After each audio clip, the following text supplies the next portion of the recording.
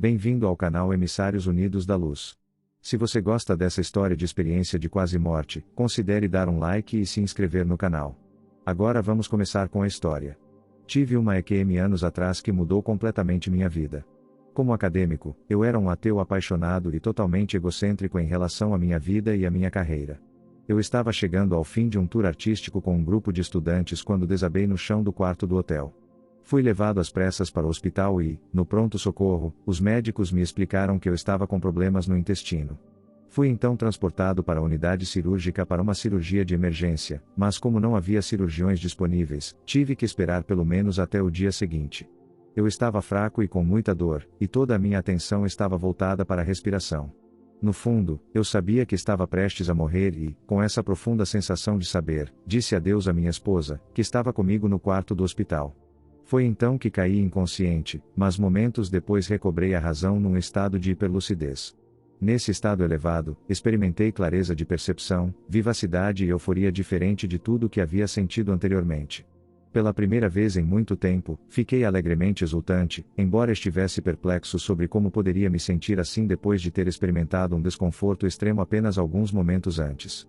Em meu estado exuberante, tentei me comunicar com minha esposa e até mesmo com a pessoa com quem dividia o quarto, mas, apesar de meus esforços para chamar a atenção deles, minhas tentativas não obtiveram resposta de nenhum deles. Notei então meu corpo deitado na cama do hospital, como se estivesse dormindo, e me perguntei, enquanto ele estava ali tão serenamente, se eu realmente havia morrido. Como é possível que eu tenha morrido me sentindo tão vivo quanto me sinto agora? Perguntei-me. Depressa, Harold, temos que ir embora, comecei a ouvir de repente. Harold, rápido, temos que ir, entoavam as vozes com insistência. Fui até a porta onde a iteração ansiosa e insistente parecia ter origem, apenas para ser saudado por um grupo de 8 homens e mulheres no corredor. Ao contemplar minha companhia pouco propícia, ocorreu-me naquele momento o quanto o corredor estava escuro e como o espaço imediatamente fora da porta era iluminado por um raio de luz proveniente do quarto de hospital muito iluminado que a portentosa festa costumava receber. Evitar. Enquanto minha suposta irmandade ilegítima se escondia nas sombras, aqueles suplicantes sinistros fingiam expressões de boa vontade como um ricto sobrenatural esticado em seus semblantes de outra forma diabólicos. Contra o meu melhor julgamento, dei aos meus misteriosos companheiros o benefício da dúvida e comecei a informá-los sobre a minha enfermidade, acreditando que eles tinham chegado para me ajudar a obter a assistência de um médico. Já sabemos tudo sobre você.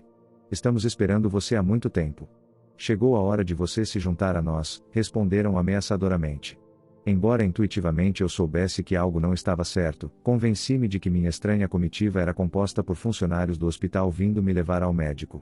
Segui-os então enquanto me conduziam numa longa caminhada que começava num corredor, mas gradualmente se transformava num reino de sombras. Com o passar do tempo, o ambiente daquele reino sombrio pareceu escurecer ainda mais, assim como o comportamento de meus companheiros ameaçadores, que abandonaram seu blefe de genialidade em favor de observações e diretrizes mais indelicadas. Quando minha macabra comitiva se dirigiu a mim, foi com um ar de aspereza, e seus modos eram tão descarados que comecei a responder na mesma moeda, retribuindo seu desdém de maneira igualmente grosseira, embora me sentisse intimidado por sua antipatia. Seguimos em frente até chegarmos a um vazio de escuridão total, lotado de pessoas que pareciam tão perdidas quanto eu naquele exato momento. Foi só quando chegamos àquele abismo duvidoso de pressentimentos que percebi inequivocamente que minha escolta malévola era na verdade um bando de demônios que pertencia àquele submundo. Não vou mais longe, avisei-os severamente, mas apreensivamente. Ainda não chegamos. Você tem que continuar andando conosco. Ainda temos um longo caminho a percorrer, responderam com firmeza. Suspeitando que nosso destino provavelmente seriam os portões do inferno, diminuí o passo para uma lentidão insuportável para que meus companheiros assustadores soubessem que eu não o seguiria, pelo menos não de bom grado. Impiedosamente, aqueles cães infernais começaram a me empurrar para frente e, frustrado, respondi com uma série de chutes e socos. Respondendo na mesma moeda à minha agressão, eles começaram a me dar socos e chutes até que eu caísse no chão, me perguntando como havia ido parar naquele lugar, trocando golpes com aquelas criaturas nefastas. Orei a Deus, ouvi uma voz aparentemente vinda do nada dizer de repente: Eu não acredito em Deus, então por que oraria a Deus? Pensei em resposta à sugestão daquela voz. Apenas experimente. Reze a Deus, persistiu a voz. Oração? Absurdo. Que farsa isso seria para um ateu, pensei. Apenas experimente, continuou a voz. Mesmo que eu quisesse tentar orar, não conseguia me lembrar de como orava quando criança. No entanto, lembrei-me de parte do Salmo 23 e da oração chamada Oração do Pai Nosso. Mesmo não acreditando em Deus, comecei a recitar em voz alta as orações de que me lembrava porque a voz transmitia com tanta certeza que a oração ajudaria. Comecei a orar, enfurecendo aqueles espíritos sobrenaturais, levando-os a um frenesi no qual eles lançaram contra mim os mais obscenos palavrões e ameaças de violência.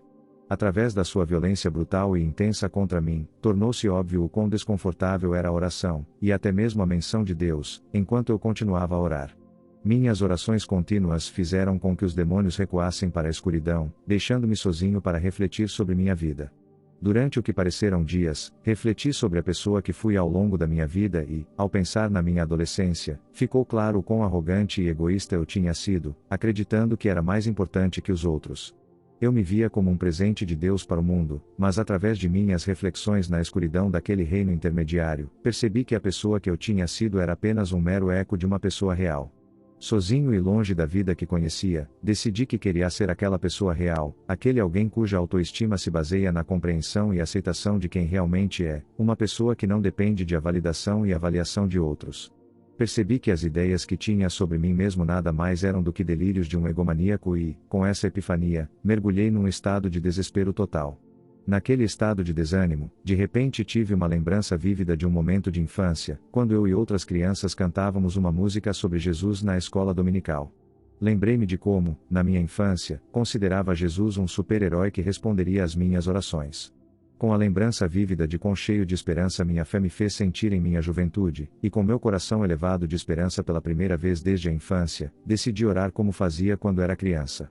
Jesus, não tenho certeza se você se importa comigo e não tenho certeza se deseja ouvir minha oração, mas, por favor, salve-me deste lugar, orei.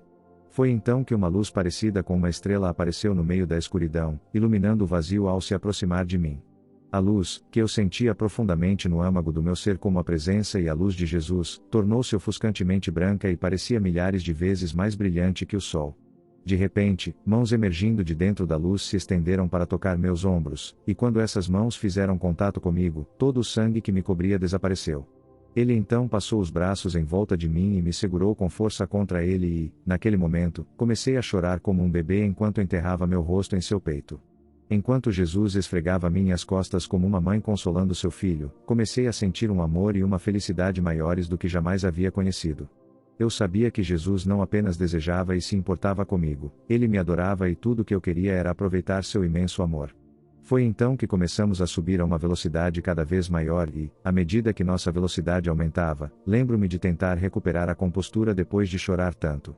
À medida que viajávamos, pude ver à nossa frente uma imensa galáxia que inicialmente pensei serem estrelas. Ao observar essas estrelas se movendo em direções aleatórias, percebi que elas eram na verdade seres de luz. Não mereço ser tratado tão bem, disse a mim mesmo. Eu estava convencido de que Jesus havia cometido um erro porque eu não merecia ser honrado com a presença daqueles seres santos. Nossa jornada parou fora de um reino de luz que era povoado por esses seres de luz. Não cometemos erros. Você é bem-vindo aqui, disse Jesus. Sem saber o que dizer ou o que pensar, decidi ficar quieto. Eu sei tudo o que você já pensou, disse ele. Eu gostaria que você não soubesse, porque há coisas que me lembro de ter pensado e que preferia que você não soubesse, respondi. Jesus então riu e começamos a conversar como velhos amigos. Lembro-me de pensar, enquanto conversávamos, que ele era surpreendentemente descontraído e compreensível, e hoje em dia penso em Jesus como meu melhor amigo e também como meu Senhor e Salvador. Há algo que quero mostrar a você, disse ele depois de passarmos algum tempo conversando. Foi então que ele usou tons musicais para chamar os anjos para aparecerem diante de nós. Os anjos registraram sua vida e querem mostrá-la a você, explicou ele. Os anjos então passaram a me fazer uma revisão de vida, na qual me foi mostrada minha vida desde a infância até o presente. Durante a revisão de vida, percebi como minha infelicidade aumentou à medida que passei da infância, passando pela adolescência e chegando à idade adulta. Percebi como me tornei cada vez mais egoísta e quanta dor minhas decisões egoístas causaram aos meus pais e amigos. As pessoas da minha vida queriam me mostrar como ser gentil e amoroso, mas eu considerava a demonstração de amor e compaixão um sinal de fraqueza. Eu aspirava a ser o urso mais formidável da floresta, acreditando que um homem de verdade deveria ser intimidador e inspirar medo nos outros.